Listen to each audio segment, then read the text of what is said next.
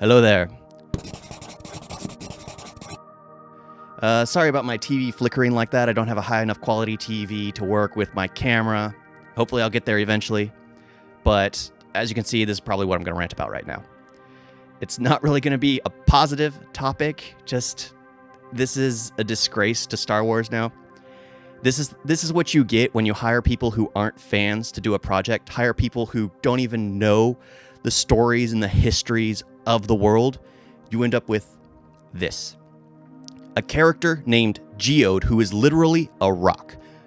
A rock, which they try to sexualize in the text, or at least describe it as this elegant, marvelous, great creature. Well, not really creature, but living thing that moves at like light speed, which is nothing more than a rock named Geode.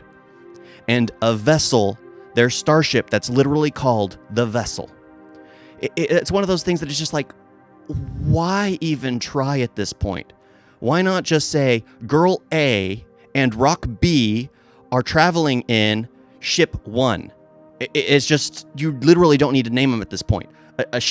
A rock named Geode, a starship named Vessel. No creativity whatsoever. They know nothing about the naming schemes in Star Wars. They're just like, you know what? We can't create anything. Let's just go with something very, very generic for what it is. It's a vessel. It's a vessel. It's a rock. Let's call him Geode. Geode's a name, right? It's what you get when fans don't work on a project. You always need fans, because fans know that topics should not be towards one nation. It should not. It should not be politicized for one group of people. It should be a story that's been told throughout time and again, so that way it can be for every nation. Star Wars has been beloved by every nation, everyone around the world, because it's not an American story. It's a global story.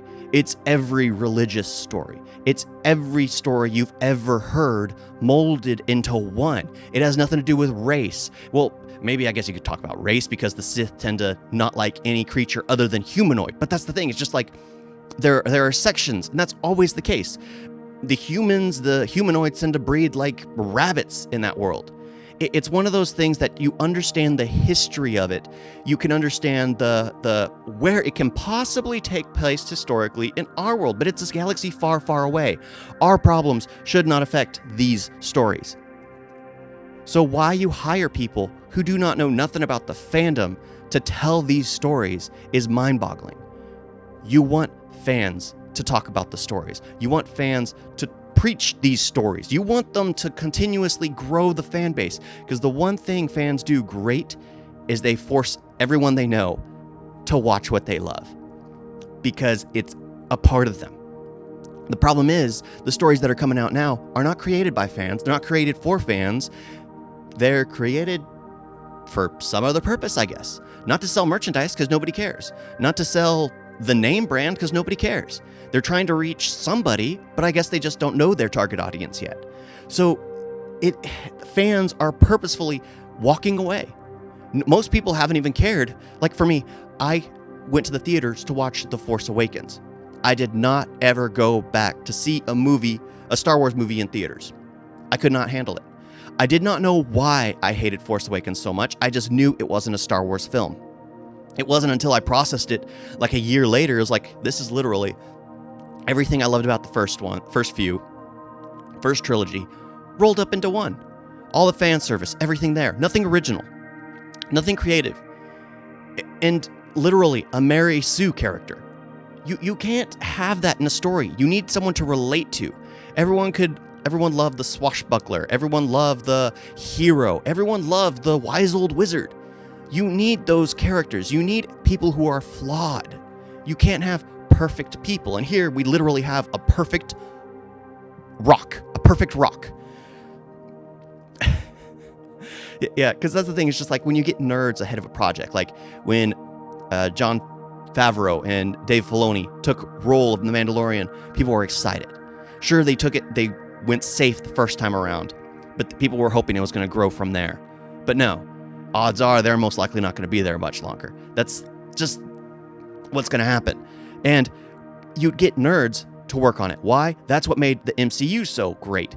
Jon Favreau thought ahead when he created the first Iron Man. He knew what he wanted and started it for nerds. And nerds loved it. Not only that, it grew the fan base of nerds. Sure, there were some nerds who loved the comics more that always complained, but over time, they were won over. It grew because it was now known as a film franchise, not just a comic book franchise. This is an embarrassment. This is... because I'm not gonna lie, I'm not a great author, but with every novel I write, I get better. Yet I would never do something as blatantly stupid as this. There is no way this could be considered good writing. Yeah. You can blow up my books all you want, but this is no. At least when you have characters, give them a reason, give them something, not the fact that they're just a rock and the ship's just called the Vessel. Who names their ship the Vessel? Who? People when they have a vehicle, they name it sometimes. People when they have animals, you name it. I'm sure some people name their dog. It is funny. But at the same time, the Vessel, when you want something to be more timeless, Star Wars isn't supposed to be a comedy. Sure, it has comedy elements, but it's not supposed to be a comedy. It's supposed to be an adventure, a journey, a way seeing past into another galaxy far, far away. I don't want to be looking in another galaxy far, far away and seeing our political tension here. No, thank you. I don't want to be seeing that. Yeah, I could go on and on like this. I think I'm just going to end it right there. This is actually the second take I did of this. The first one, I wasn't recording the audio, so this one's gone on longer. I could easily rant forever about this, but I'm going to cut it off there because I do not like hearing myself back complaining about something. It's not healthy to constantly dwell on the negatives. It's best to cut it. It's a dead limb at this point. You don't let it grow gangrene all the way up your leg. You cut it off. Same thing with frostbite. You remove it. Remove it so it can heal.